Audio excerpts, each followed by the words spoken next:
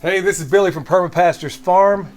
Today I'm with some very special guests, some folks I've known for years and years and years.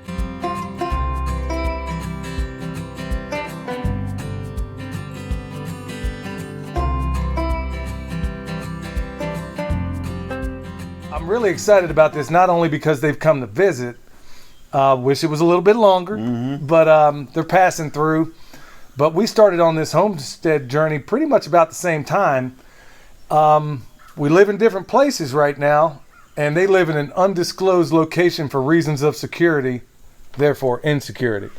And so we're not going to disclose everything, but folks, I get a lot of messages from people out there that are just getting started in this. At the Homesteaders of America conference, I met a few people that were well into their 60s and retired, and were thinking, man, can I get started in this?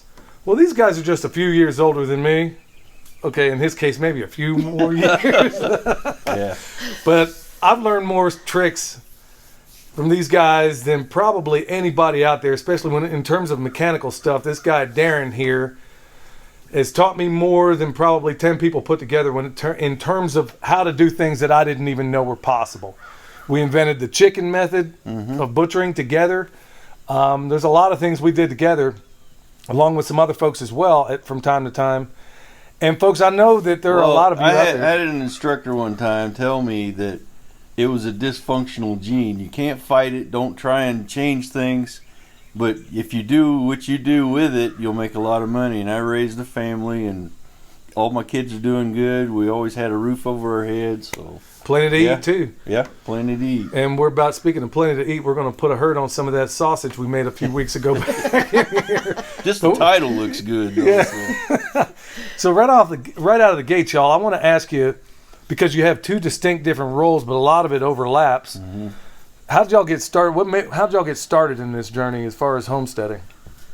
Way back when, growing up, I got to spend a lot of time with my grandma. Went down and helped my uncles. One of them raised Herefords, and the other had Arabian horses. So I'd spend my summers working down there. One of my great cousins had a bunch of goats, so we learned that whole deal. But growing up, it was self-sufficiency. We learned canning and food preservation that way. So when I met my wife, it was Air Force, go gangbusters and all. I started bringing some of that in when I was teaching the kids, and she never did learn any of that growing up. No canning so at all. It was just, cold. How you just start out wet feet and all. And she learned it and actually started liking it. So when we started this homestead part, even in the city we were growing garden and canning. But we wanted to step it up and start doing animals, and you just really can't do that in the city. So when we jumped ship, got rid of the house and moved in, prior to that we were living out of the fifth wheel at the property. So that kind of gave us the gateway to learn how to live in a tiny house. We bought a shed, finished it out inside, and it's like a little apartment. It's very cool. But you got all these other buildings that you do your work in outside, so you really don't notice it. Sometimes in the winter, but it's not very hard to heat with a wood stove that way. So how do y'all work out the because here, and a lot of other homesteaders, there's no definite role of what a guy does and what a woman does. How do y'all do it? I mean, at least here. No, it's the chore that needs to be done. Now, if it's a skill set that she doesn't know, because she spent enough time around me to know or learn how to do things, run a screw gun and all that. But if it's something kind of demanding, she'll come and get me and we'll do it. But she's always seeing things, and that takes a little bit of skill to see something needs to be done there and just take care of it. If you can't, then we'll get other hands on it. But you just see that it needs to be done and handle it as fast as you can. Daddy, so there's no gender roles there. But more often than not, I start a project and I get over my head on the mechanics of it, and then I have to interrupt him that will on drive his me project. Nuts. Because I've got my own stuff I'm trying to take care of, and it's like, why does your project always have to make me finish it up? Hey, you got to suck it up. There ain't no way around that, man. That's what happens. You guys are both veterans, man. You got to suck it up. That's what I do. So yeah. Well, Patty, what was your role? Did you go into this kicking and screaming, or yes. did you? Why don't you walk me through how this started for you? I'm a people person, and so the canning and gardening was mainly just to help feed the kids. Yep. Because 5 kids, they eat a lot, and so you got a kid who'll pound down a quart jar of pickles in one sitting and drink the juice. It's like, come on. But it was, I don't know, it was something different. It was a challenge, and I love new challenges. It's just that I don't like to get over my head, and he just jumps full feet in, and I just like to tread water before I get any better. But so for the folks starting out there, let's say, okay, I know in terms of canning, that's one of the weak areas in my end. To me, that was the easiest area to learn. Well, for somebody starting out, let's say right now we have record numbers of people looking to get into this homestead journey. Well, the supplies are being bought up. It's hard to find them, so you know people are picking that up. Right, and they're trying, but the people that are just getting started in this, okay, how hard or easy is it? Because I think there's a lot of people getting into this that it seems idyllic when they see this video on the front porch and they think, oh, that looks pretty. Mm-hmm. What are the realities of doing this? I mean, because you guys, I remember back when we were doing this, we were living in some very, very humble. You guys started this out in a pop-up camper, and y'all still made it. We started in a tent, remember? We went up to the property, set tents up, and worked all weekend cleaning things and trying to get something notched out of there.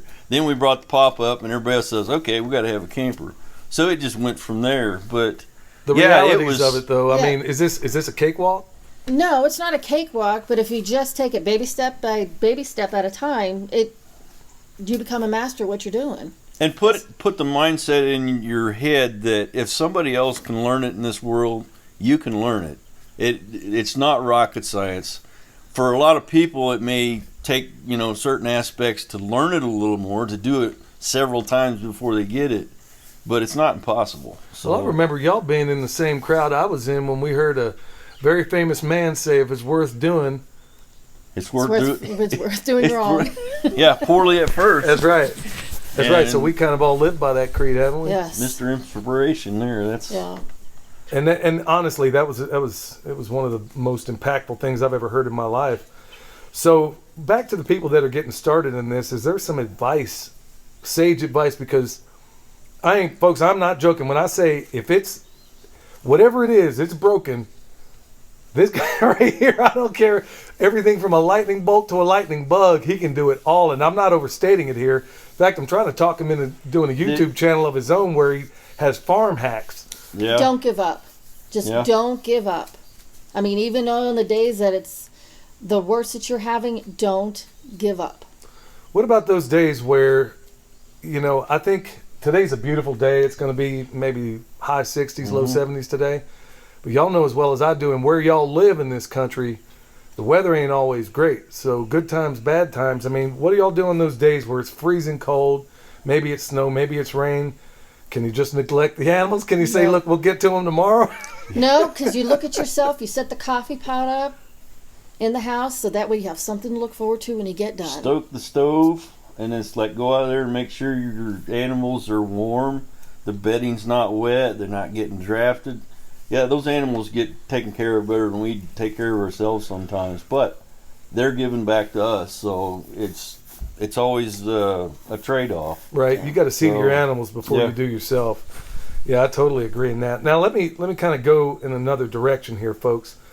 And this is one of the many benefits I was hoping to talk to y'all today, because according to the mainstream media out there and according to all the other factions out there, we ain't supposed to be friends, are we? Nope.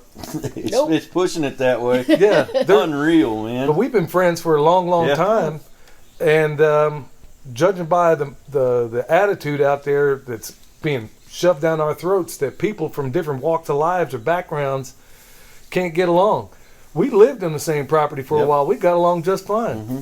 So what do you think about this whole notion out there that, I know it's a rhetorical question, and I know it's a stupid question, really, as far as I'm standing. Well, it baffles me that so many people buy into lies. And it goes back to programming from way back when.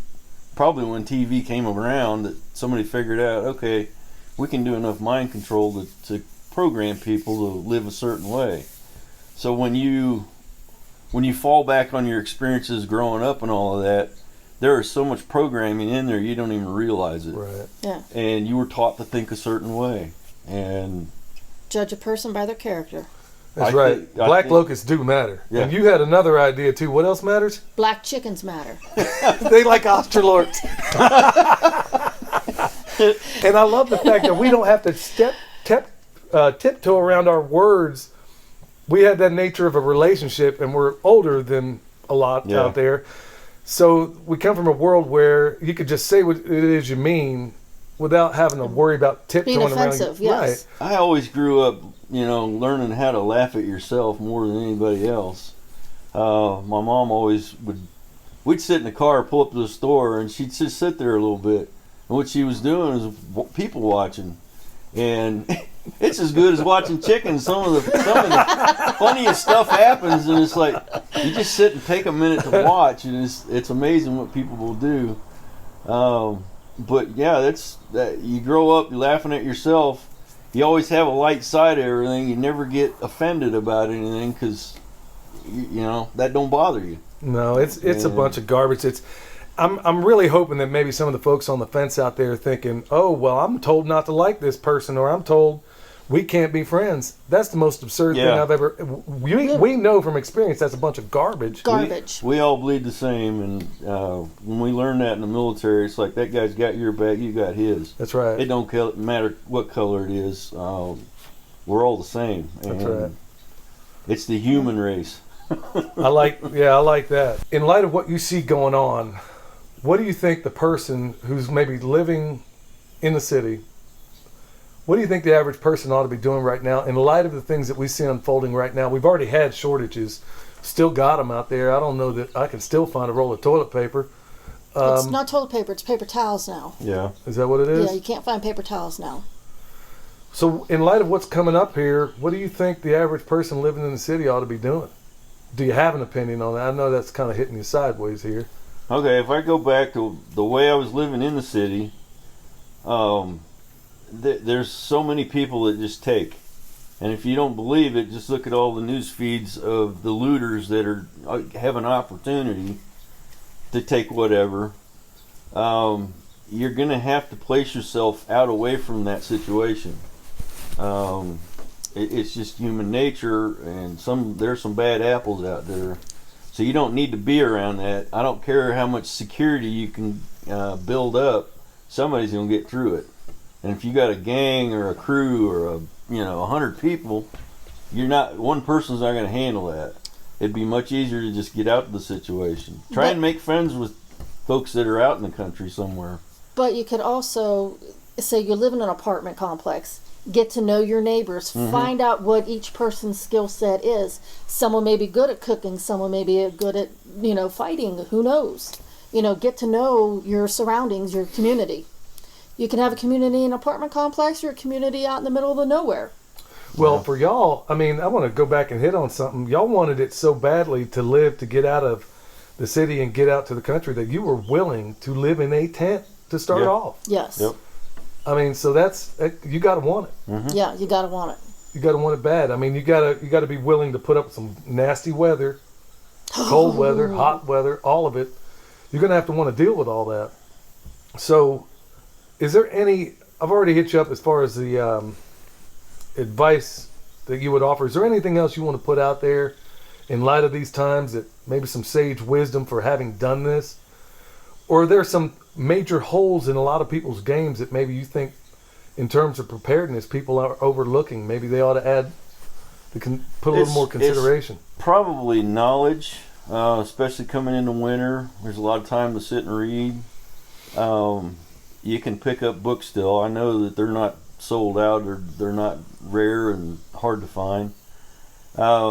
Just different aspects of not only homesteading, but woodworking and general mechanical repairs and stuff like that. You can always pick up books, even thrift stores, yard sales and stuff like that are a great source for cheap books. but it ain't cheap knowledge. You'll always get something out of every book. So just expand your mind. The body will follow, and then when you start applying those new learned skills, now you kind of have a self-esteem issue that it picks you up. It's like, hey, right. I can handle anything. That's right. And the more you do that, it's like the sky's the limit. So, well, we live also in a society where we know, as one guy put, the price of everything and the value of nothing. Mm-hmm. So those books, nobody can edit those. Nobody can erase them from the internet. You know, and then what you put up here is yours forever until they put me in a nursing home, which I hope this happens to be right here on this front porch. You see me out here on this porch? I don't think you'll have too much worry about that. Yes. Hey, it's He's already got his rocking chair. Hey, y'all got them too. Yep. So, well, hey, y'all, this has been a real pleasure. I'm trying to talk them into starting a YouTube channel, because I know, just in terms of farm hacks, just with Darren walking around here looking at what we already had with the Justin Rhodes chicken tractor. Hey, Justin, hope you're paying attention, because he's about to improve what I did. So it's the ideas are astonishing, and I can't wait to see them brought to bear for everybody to benefit from. So, folks, it's been a real pleasure sitting on this porch catching up with old friends. And folks, go out there, give it a shot. Give it a shot. Give it a shot. And if you have any passion into doing it, and you got to really want it. So, till next time, this is Billy, the Permaculture Pimp Daddy, where PIMP stands for Permaculture is my passion, because it is. We'll see you next time.